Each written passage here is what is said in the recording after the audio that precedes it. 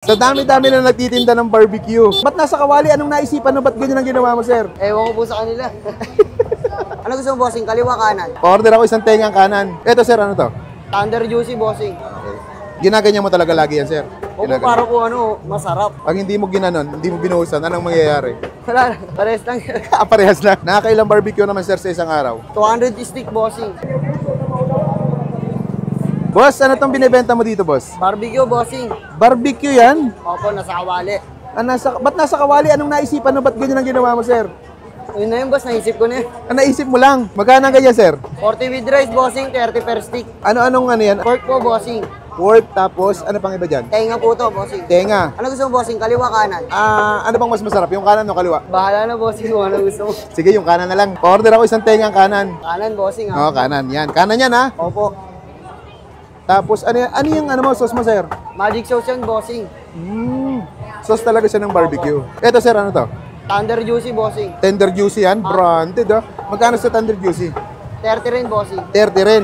Sige, isang Tender Juicy na rin. Tapos isang bossing. barbecue na. Sige, sama mo na.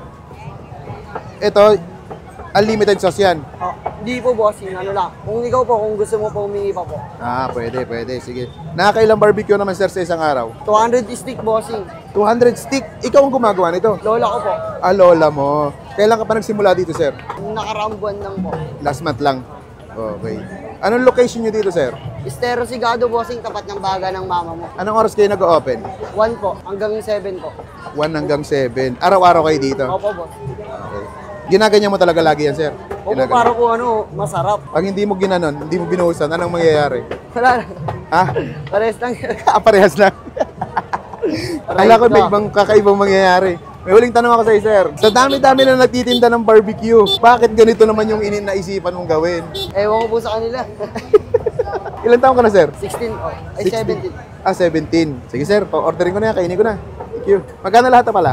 90 po.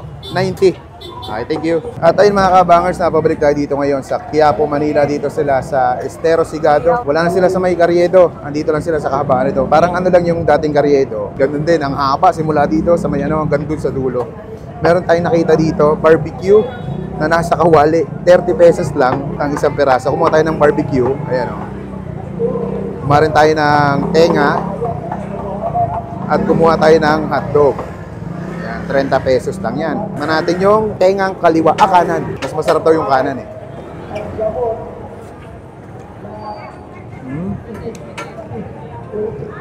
Sarap yung sauce ha. Panalo. Natin yung barbecue. 30 pesos lang din. Ay, sunog. Ay!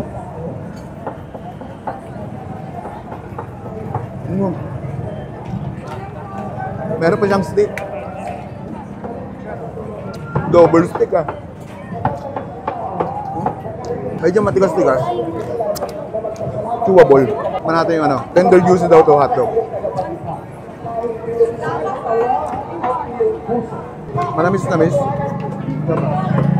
Balik tayo sa tenga.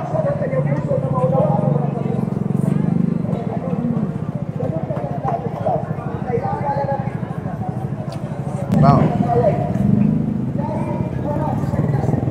Ayun, bisitahin nyo na dito sa ang Totoy Barbecue. Ayun, dito sa Estero Sigado. Solid mga lods. Order pa ako.